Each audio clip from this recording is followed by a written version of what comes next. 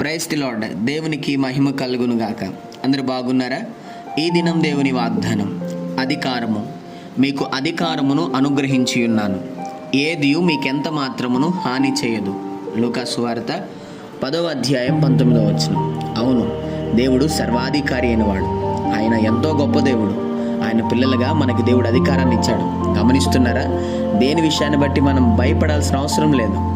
ఏ హాని రాదు, ఏ అపాయం మన మీదకి రాకుండా ఆయన అధికారము కలిగిన యేసు నామం పేరిట ప్రతి హాని, కీడు యేసు నామములో దేవుడు తొలగించునుగాక. కాబట్టి అధికారము కలిగిన వ్యక్తులుగా క్రీస్తు ప్రేమలో మనం అనేక విషయాల్లో వర్ధిల్లుదుముగాక. చిన్న మాట ప్రార్థన.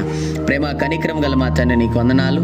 ఈ ఉదయకాల సమయంలో బిడ్డలను మీరు దీవించి బలపరిచి, వారు వెళ్తున్న ప్రయాణంలో, మార్గముల్లో, పనుల్లో, ప్రయత్నముల్లో ఈ దినం మీరు వారికి తోడుగుండమని, వారి మీ అధికారం చేత నింపి బలపరచమని యేసు నామములో అడుగుతున్నాం తండ్రి.